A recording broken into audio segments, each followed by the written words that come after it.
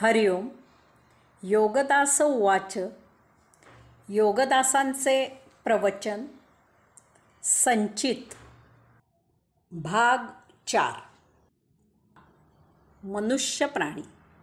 मानवी खास वैशिष्ट्ये संचिताचा विचार करता मनुष्येतर सजीवसृष्टीपेक्षा मनुष्य प्राण्यामध्ये काही आगळीवेगळी वैशिष्ट्ये आहेत. यामुळे 84 लक्ष इतक्या विभिन्न योनीमध्ये मानवी योनी ही संचित निर्माण होण्यासाठी काही निराळीच आहे. यामुळे 84 लक्ष इतक्या विपुल आणि विभिन्न योनी असूनही मानव योनी हीच एकमेव योनी अशी आहे की तिच्यात पुनर्जन्म होत राहतात. 1. मानवाला इतर प्राण्यांपेक्षा अतितीव्र, कुशाग्र, असामान्य अशी बुद्धी आहे. 2. मानवी योनीच विश्व, परमतत्व, ब्रह्मांड समजू शकते. 3. मानवाला या विश्वाचे गुह्य गूढ रहस्य याचे कुतूहल आहे आणि ते उकळण्याची इच्छा आहे. 4. मानवाला महाविलक्षण अशी कल्पनाशक्ती आहे. 5. प्रत्येक मानवाची बुद्धी, विचार करण्याची शक्ती, त्यासाठी करायची अंमलबजावणी भिन्न आहे. 6. प्रत्येक मानवाची जगण्याची कल्पना भिन्न आहे. 7. प्रत्येक मानवाची देहयष्टी भिन्न आहे. 8. प्रत्येक मानवाचा चेहरा भिन्न आहे. 9. प्रत्येक मानवाचा स्वभाव भिन्न आहे. 10. प्रत्येक मानवाचा आवाज भिन्न आहे. 11. मानवाला अधिकार, हुकूमत गाजवायची, पुढाकार घ्यायची हौस आहे. 12. मानवाला कौशल्य, कला, कसब, सौंदर्याची जाण इत्यादी आहे. 13. मानव हसू शकतो, भाषा बोलू शकतो, विचार लिपिबद्ध करू शकतो, भावना व्यक्त करू शकतो. 14. त्याला सतत नाविन्याची, त्या दृष्टीने प्रगती करायची, त्यासाठी अथक पिढ्यानपिढ्या परिश्रम करण्याची ताकद आणि इच्छा आहे. परिणाम. अशा प्रकारे मानव योनी इतर सजीवांपेक्षा वैशिष्ट्यपूर्ण असल्यामुळे त्याचे तसेच विशेष परिणाम होतात. अर्थातच आपण फक्त संचिताच्या दृष्टीने या सर्वांचा विचार करणार आहोत. अतितीव्र, कुशाग्र, असामान्य अशी बुद्धी असल्यामुळे मानवाला येथील वस्तुजगताचे निरनिराळे उपयोग ज्ञात होतात. उपलब्ध असलेल्या वस्तुजगताची तो मोड, तोड, फोड, जोड करून त्यातील गुणधर्मांचे मिश्रण करून तो भिन्न भिन्न वस्तुजगत तयार करतो. अशा प्रकारे भिन्न वस्तुजगत स्वतःच उपलब्ध करतो आणि कित्येक वेळेला गरज असो किंवा नसो, केवळ नवीन वस्तुजगत उपलब्ध आहे म्हणून त्याचा उपभोग घेतो. यामुळे एकाच गरजेसाठी मानवाकडे इतर अनेक पर्याय उपलब्ध होतात. यामधून त्यावेळी त्याच्यासाठी सर्वात सोयीस्कर असा पर्याय तो निवडतो आणि त्याचा उपभोग घेतो. परंतु तरीही तो इतर पर्यायही उपभोगायला मिळावेत अशी इच्छा बाळगतो. तशी संधी आली तर त्याचा उपभोग घेतो. संधी न मिळाल्यास मरेपर्यंत त्या संधीच्या शोधात असतो. अशा प्रकारे कितीही उपभोग घेतले तरी मानवाची तृप्ती होत नाही. उपभोग घेऊन झाला की तोच उपभोग पुन्हा केव्हा हा भाव त्याला असतो. तो सतत न उपभोगलेल्या वस्तुजगताच्या उपभोगांची हाव धरून असतो. संरक्षण हा मुद्दा केंद्रस्थानी ठेवून त्याने समस्त जीवसृष्टीवर स्वामित्व मिळवले आहे. याचाच परिणाम म्हणून तो ब्रह्मांडावर स्वामित्व मिळवण्याची इच्छा बाळगून आहे. यामुळे त्याचा सत्तापिपासू स्वभाव तयार झाला आहे. प्रत्येक मानव दुसऱ्यावर सत्ता गाजवू इच्छितो. यामुळे प्रत्येक गोष्टीवर, प्रत्येक ठिकाणी स्वतःची मालकी स्थापन करण्याची धडपड तो करतो. सर्वसामान्य माणूस पहा, जरा संधी मिळाली की त्याच्या मालमत्तेविषयी बढाया करायला सुरुवात करतो. हिटलरसारखे जगावर सत्ता स्थापन करायला निघतात. मानव अनेक कारणाने वस्तुजगत संग्रहित करतो, अर्थात त्याची तो देखभाल करतो. त्याचा तो जास्तीत जास्त उपभोग घेतो, त्यावर मालकी हक्क बजावतो. ते वस्तुजगत स्वतःच्याच वारसांना किंवा त्याच्या मर्जीनुसार त्याच्या पश्चात ते कोणाला मिळावे याची तो व्यवस्था करतो. दुष्परिणाम. या सर्वांचे फार भयावह आणि फार दूरगामी असे दुष्परिणाम होतात.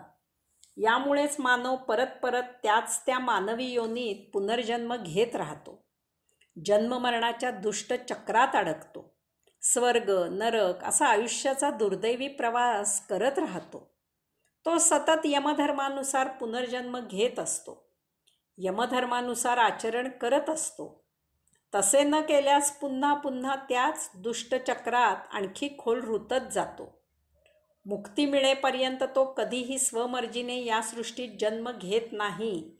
हे असे कसे होते ते मोठे पाहण्यासारखे आहे. तथास्तु, ज्या ज्या वेळी सृष्टीलीला अनुभविण्यासाठी जीवात्मा उद्युक्त होतो त्या त्यावेळी अंशात्म्याकडून जीवात्म्याला त्यासाठी योग ऊर्जा पुरविली जाते. कारण जीवात्मा हा अंशात्म्यानेच देह धारण करण्यासाठी त्या माध्यमामधून सृष्टीलीला साक्षी राहून अवलोकन करण्यासाठी त्याचा अमात्य पंतप्रधान म्हणून नेमलेला असतो. जीवात्मा सूक्ष्म असला तरी तो जड आहे. त्याचा तो वर्तन करू शकत नाही. तो स्वयंभू नाही. तो सूक्ष्म आणि जड यामध्ये आहे. त्याला योग ऊर्जा मिळाल्याशिवाय तो कोणतेही कार्य करू शकत नाही. सृष्टीलीला अनुभविणे हे अंशात्म्याचेच कार्य तो करत असतो आणि म्हणून स्वाभाविकच अंशात्मा जीवात्म्याला त्याच्या कार्याला योग ऊर्जा पुरवितो. या अशा प्रकारे अंशात्म्याकडून जीवात्म्याला योग ऊर्जा पुरविण्याला अंशात्मा जीवात्म्याच्या कार्याला तथास्तु असे म्हणतो. आशीर्वाद देतो असे म्हटले जाते. या तथास्तुमुळे काय होते ते पुढे पाहू. संचित. अशा प्रकारे योग ऊर्जेचा पुरवठा झाला की जीवात्मा सृष्टीलीलेचा आस्वाद घेऊ लागतो. देह जीवित राहावा म्हणून वस्तुजगताचा उपयोग करतो. अशा प्रकारे प्रत्येक वेळी त्याला अंशात्म्याकडून योग ऊर्जा प्राप्त होते आणि तो इच्छित कार्य करतो. अतृप्त उपभोग. परंतु प्रत्येक वेळी प्रत्येक गोष्ट जीवात्म्याला करायला तिचा आस्वाद घ्यायला मिळतेच असे नाही. त्यात अनेक विघ्न येत असतात. अशा वेळी जीवात्मा ती योग ऊर्जा अन्य कार्यासाठी वापरू इच्छितो. परंतु मधल्यामध्ये मन प्रविष्ट होते आणि उपभोग न घेतलेल्यांसाठी मन अडून बसते. स्मृतीमध्ये तो न घेतलेला उपभोग तसाच साचविला जातो. त्यासाठी त्या उपभोगाला अंशात्म्याकडून तथास्तु असा आशीर्वाद मिळालेला असतो. हा अंशात्म्याचा, त्या परमशक्तीचा, त्या आदि अनादि परमात्म्याचा आशीर्वाद असतो. यास्तव तो अतृप्त उपभोग स्मृतीमध्ये तसा शिल्लक राहतो. योग ऊर्जेमुळे तो नष्ट होत नाही. हेच ते संचित असते. याप्रमाणे इतरही अतृप्त भोग असतात. त्यांची वर्गवारी ढोबळपणे 2 प्रकारे केली जाते. पाप. सृष्टीचा आस्वाद घेताना आपल्या हातून काहीतरी चुरगाळले जाते. कधीकधी केवळ वस्तुजगताचा उपभोग घ्यायचा या इच्छेने आपण काही करतो की ज्यामुळे इतरांना त्याचा त्रास, पीडा, दुःख होते. यात त्यांचा काहीही दोष नसतो. सर्वस्व आपलेच काहीतरी चुकलेले असते. अशा वेळी आपल्याकडून पाप झाले असे म्हटले जाते. याचा परिणाम म्हणजे याची परतफेड म्हणून आपण त्या त्रास, पीडा, दुःख झालेल्या व्यक्तीचे देणे लागतो. मग ते सेवा करून असेल किंवा काही अन्य उपायाने असेल, परंतु याचा भोग तयार होतो. याला नरकवास असे म्हटले जाते. असा तयार झालेला भोग जर याच जन्मी शमन झाला नाही तर त्याचे संचित होते. पुण्य. या उलट आपल्याकडून काही सत्कर्म होते, सत्कृत्य घडते, आपण काहीही कारण नसताना इतरांच्या उपयोगी होतो, याचा भोग तयार होतो, याचे आपल्याला फळ मिळणार असते. याला स्वर्गवास असे म्हटले जाते. असे फळ जर याच जन्मी मिळाले नाही तर तो भोग अतृप्त राहतो आणि त्याचे संचित तयार होते. चित्रगुप्त. आपल्या संचिताचा हिशेब आपल्या स्मृतीमध्ये जतन केला जातो. आधुनिक भाषेत म्हणायचे म्हणजे किती, कोणते संचित आहे याची यादी तयार होते, सेव्ह होते. हे आपोआप स्वयंभूपणे होते. परंतु परम स्वयंभू ऊर्जेच्या या कृतीला आपणच एक स्वतंत्र संज्ञा दिली आहे आणि ती म्हणजे चित्रगुप्त. उदाहरणार्थ ब्रह्मा म्हणजे उत्पन्न करणे, विष्णू म्हणजे पालन करणे, महेश म्हणजे लय करणे. या परमात्म्याच्या कार्याला आपण मानवानी दिलेली ब्रह्मा, विष्णू, महेश अशी नावे आहेत. तसेच हे आहे देहत्याग. यथाकाळी देहाचे सध्या आयुष्य संपते. यामुळे जेव्हा देहपतन होऊ लागतो तेव्हा स्मृती या संचितासाठी अंशात्म्याला चिकटते, कारण तिच्यात अंशात्म्याचीच ऊर्जा त्या उपभोगासह असते. ती तिकडे आकृष्ट होते आणि तेथे ती लटकते. स्मृती लटकली की स्वाभाविकच जीवात्मा, बुद्धी आणि आगंतुक मन ते संचित पुढील जन्मी उपभोगण्यासाठी मदत करायला चिकटतात, कारण हे पूर्वसंचित कसे आहे ते यांना माहीत असते. हे अगदी सहज स्वयंभू असे घडते. अशा प्रकारे गतसंचित संपविण्यासाठी पुन्हा देह धारण करून पुन्हा जन्म घेणे हे अपरिहार्य होते. आता गतसंचित एकाच देही त्याच जन्मी संपविण्यासाठी योग्य असा पुनर्जन्म घेणे आवश्यक असते. त्या कार्याला यमधर्म असे म्हटले जाते. यमधर्म असा कोणी प्रत्यक्ष उपलब्ध नाही. हे परमात्म्याचे कार्य आहे आणि त्याला आपण मानवानी यमधर्म अशी संज्ञा दिली आहे. यम याचा अर्थ असे काही आचरण आहे की जे प्रत्येकाने केलेच पाहिजे. यात कोणालाही सूट नाही. तसे न करण्याची मुभा नाही. याचे पालन प्रत्येक मानवाकडून व्हायलाच पाहिजे. योगाधिराज पातंजलींनी या यमांची 5 मध्ये वर्गवारी केली आहे. अहिंसा, सत्य, अस्तेय, ब्रह्मचर्य आणि अपरिग्रह. याच्या सविस्तर माहितीसाठी जिज्ञासूंनी माझे पातंजल योगबोध हे पुस्तक वाचावे. यमधर्माला नियती असेही म्हटले जाते. यामुळे यमधर्म याचा अर्थ संचित संपविण्यासाठी प्रत्येक मानवाने पाळावा असा धर्म, असे आचरण, असे वर्तन. या योगे असा मानव या संचितामधून याच देही याच जन्मी मुक्त होईल, साक्षात्कारित होईल आणि स्वमर्जीने याच देही किंवा नवीन देही या सृष्टीची लीला साक्षी राहून अवलोकन करेल. येथे या विश्वात प्रभूचे कार्य करेल. परंतु जर तो तसे न करेल तर त्याचे आचरण यमधर्माच्या नियतीच्या विरुद्ध होते आणि त्याच्यामागे संचिताचे लोण लागते. यमधर्माचे कार्य. जेव्हा अंशात्मा हा जीवात्मा, बुद्धी, स्मृती, मन यासह देहत्याग करून बाहेर अंतराळात येतो, याच्या सविस्तर माहितीसाठी जिज्ञासूंनी योगदास उवाच भाग 2 मधील पंचाक्षय हा लेख वाचावा. तेव्हा यमधर्म त्याचे स्वागत करतो.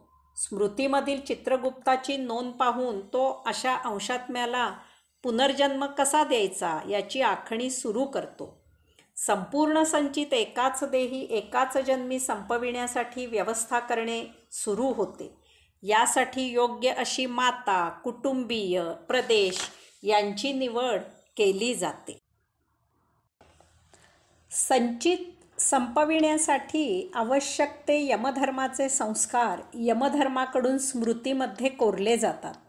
अशा प्रकारे अंशात्म्याच्या पुनर्जन्माची तयारी पूर्ण होते. भूतलावर मातेची तयारी झाली की यमधर्माच्या संकेतानुसार अंशात्मा या नव्या मातेच्या उदरी प्रवेश करतो. या सर्वाला मी दुष्परिणाम असे म्हटले आहे, कारण हे असे घडणे दुर्दैव असते.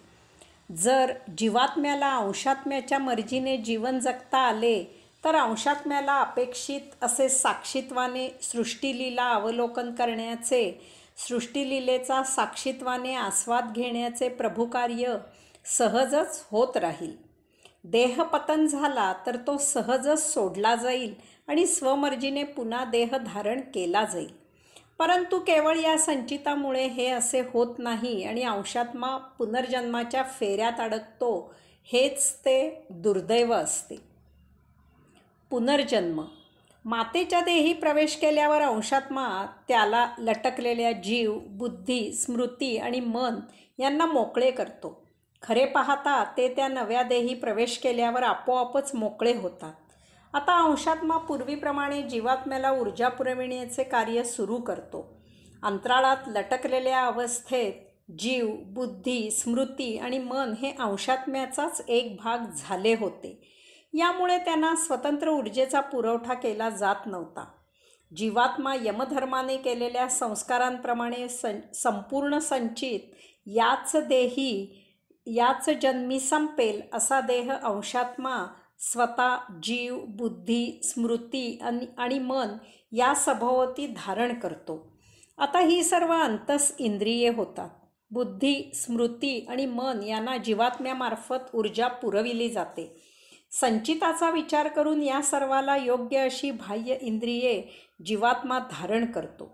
या सर्वांची वाढ होईपर्यंत देहाचा मुक्काम मातेच्या उदरी यथासौख्य होत राहतो. देहाची वाढ पूर्ण झाल्यावर देह मातेच्या उदरामधून बाह्य जगतात प्रवेश करतो. येथे त्याने यमधर्माने केलेल्या संस्कारांप्रमाणे म्हणजेच नियतीला अपेक्षित असे आचरण करावे अशी अपेक्षा असते. परंतु येथे 3 संभाव्य घटना घडू शकतात. 1. जीवात्म्याकडून यमधर्माप्रमाणे नियतीला अपेक्षित असे आचरण झाले तर याच देही याच जन्मी अंशात्मा संपूर्ण संचित उपभोगतो आणि यामधून मुक्त होतो. आता अंशात्मा स्वमर्जीने नवीन देह धारण करून सृष्टीलीला अवलोकन करतो, तिचा आस्वाद घेतो, प्रभूचे कार्य करतो. 2.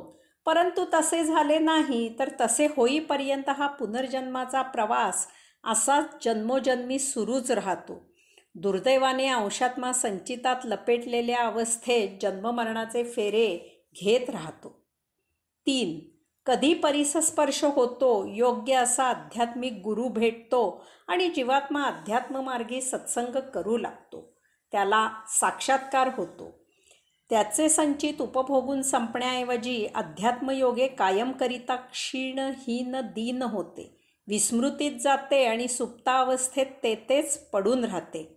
संगणकात डेटा डिलीट होतो आणि रिसायकल बिनमध्ये पडून राहतो, तसा हा प्रकार होतो. या योगे अंशात्मा याच देही देहपतन होण्याआधी मुक्त होतो आणि याच देही मुक्तावस्थेत सृष्टीलीला अवलोकन करतो, तिचा आस्वाद घेतो, प्रभूचे कार्य करतो. मानवाची स्वतंत्रता. या संचिताचाच परिणाम म्हणून, त्याचाच एक भाग म्हणून मानवाचा खास असा विशेष मानवाची स्वतंत्रता पाहण्यासारखी आहे. यामुळे संचिताच्या सत्यतेला पुष्टी मिळते. अर्थातच यासाठी मानवेतर सजीव आणि मानव यांची तुलना करणे अपरिहार्य आहे. प्रथम मानवेतर सजीव कसे आहेत ते पाहू आणि त्या पार्श्वभूमीवर मानव कसा आहे ते पाहू. म्हणजे मानवाची स्वतंत्रता संचिताला पुष्टी देणारी आहे हे पटेल. मानवेतर सजीव. मानवेतर सजीवांना अतिमंद, अल्प, स्वल्प, क्षीण अशी बुद्धी, स्मृती आणि मन आहे. त्यांच्यात प्रसंगानुरूप त्या प्रसंगापुरतीच बुद्धी, स्मृती आणि मन कार्यान्वित होतात. ते कार्य संपले की बुद्धी, स्मृती आणि मन क्षीण होतात. जणू काही पुढील प्रसंगापर्यंत ही सर्व निद्रित होतात. तसेच याचा परिणाम म्हणून त्यांच्यात कल्पनाशक्तीचा अभाव आहे. यामुळे तेथे इच्छा, ईर्ष्या, जिद्द, धाडस, अहंकार यांचा अभाव आहे. यामुळे मूलतः जीवन कसे जगावे याचा विचार त्यांच्याकडून होत नाही. याचा परिणाम म्हणून नियतीसमोर जसे जीवन देईल तसे नैसर्गिकपणे जीवन जगणे हे त्यांच्याकडून सहजच होते. हे असे जीवन जगताना काही अडचण आली, विघ्ने आली तर ते अल्पावधीत तसे जगण्याचा प्रयत्न सोडून देतात. यात कोठेही तक्रार नाही, नाराजी नाही. यामुळे निर्माण होणारे सौख्य, दुःख, पीडा, त्रास हे सर्व अल्पावधीत विस्मृतीत जाते. यामुळे यात काही बदल करावा, ते सुकर करावे असे त्यांना वाटत नाही.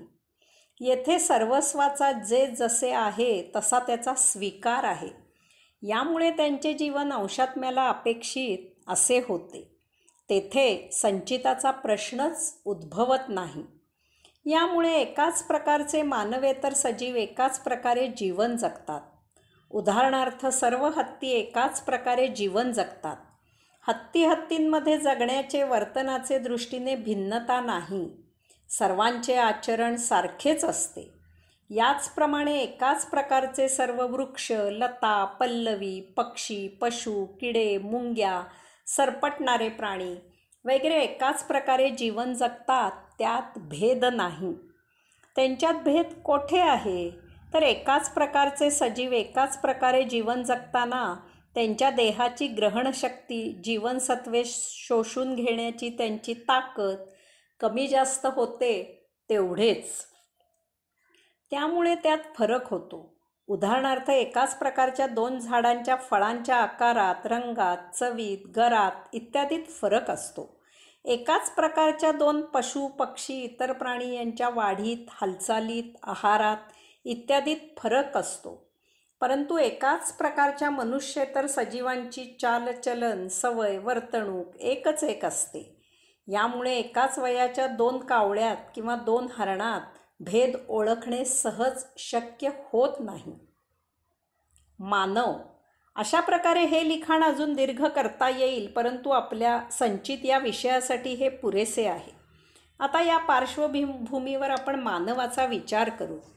यासाठी 10.4.1 मध्ये सांगितलेली मानवाची अशी जी वैशिष्ट्ये आहेत, त्याचे जे परिणाम आणि दुष्परिणाम होतात, त्यांचा आता येथे विचार करायचा आहे. प्रत्येक मानवाला महातीव्र, अति असामान्य, फार कुशाग्र अशी बुद्धी आहे. त्याची स्मृती तीक्ष्ण आहे. त्याचे मन महाप्रबळ आहे. यामुळे त्याला नियतीकडून नैसर्गिकपणे जे सहजच प्राप्त होते त्यावर त्याचे समाधान होत नाही. त्याला अतिप्रगल्भ आणि अमर्याद अशी कल्पनाशक्ती असल्यामुळे तो भौतिक वस्तुजगतामधून निरनिराळे शोध लावतो आणि आपले जीवन सुकर करतो. यासाठी आवश्यक असलेली ईर्ष्या, जिद्द, अहंकार, चिकाटी, धाडस, द्वेष, अहंकार इत्यादी त्याला भरपूर आहे. तो एखाद्या संशोधनाच्या मागे लागला की त्याचा सोक्ष मोक्ष लावेपर्यंत तो ते सोडत नाही.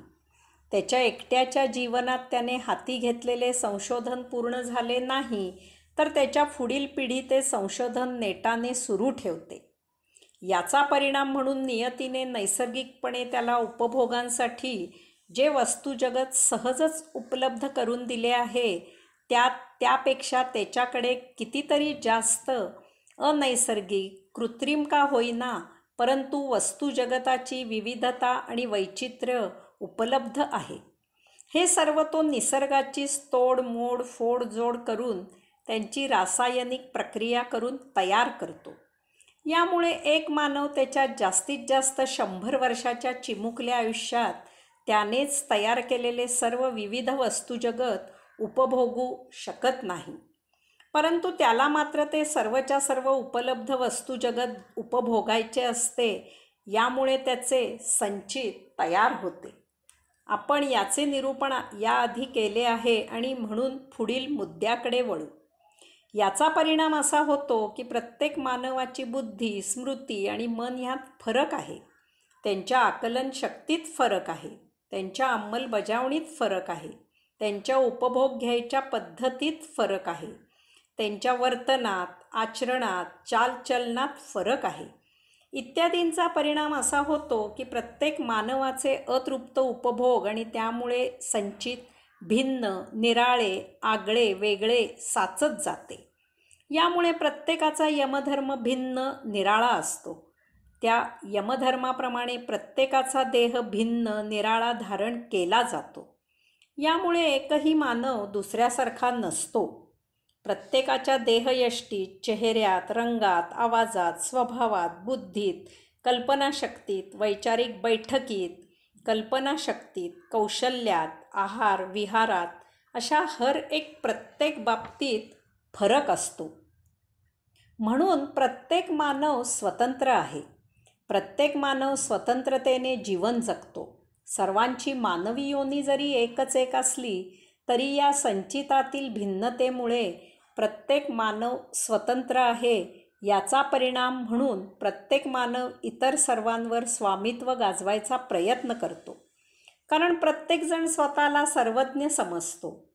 यामुळे श्री समर्थ रामदास स्वामी सांगतात, जो तो बुद्धीचे सांगतो. यामुळे येथे प्रत्येक मानव दुसऱ्याचा हेवा करतो. त्यांच्यात एकोपा नाही हा त्या भिन्न अशा संचिताचा दुष्परिणाम असतो. यापासून सुटका होण्यासाठी देह जीवित राहण्यापुरताच आहार, विहार, आचार, विचार आणि त्या अनुषंगाने संस्कार करावेत. संचित होणार नाही असेच जीवन जगावे. नियतीने जे नैसर्गिकपणे दिले आहे त्याचा मोठ्या समाधानाने आणि आनंदाने स्वीकार करावा. त्यासाठी सद्गुरू, वाचन, प्रवचन, अध्यात्म, सत्संग, योगाचरण इत्यादीला अन्य पर्याय नाही. अशा प्रकारे याची सत्यता पटावी म्हणून जे जसे घडते ते सविस्तर लिहिले आहे. येथे जराही श्रद्धा, भक्ती, भावभावना, विश्वास किंवा असे काहीही नाही. जे आहे ते प्रत्यक्ष आहे. यात कोणताही तथाकथित धर्म नाही की आणखी काही विधी, रूढी, सोपस्कार नाहीत. श्री समर्थ रामदास स्वामींच्या शब्दात सांगायचे म्हणजे येथे सर्व रोकडा व्यवहार आहे. ज्यांना हे पटणार नाही त्यांनी या वाटेला प्रवास करू नये. येथवर संचिताची मूलभूत प्राथमिक माहिती देऊन झाली. आता येथून पुढे या अनुषंगाने शंका समाधान करायचे आहे. हरिओम.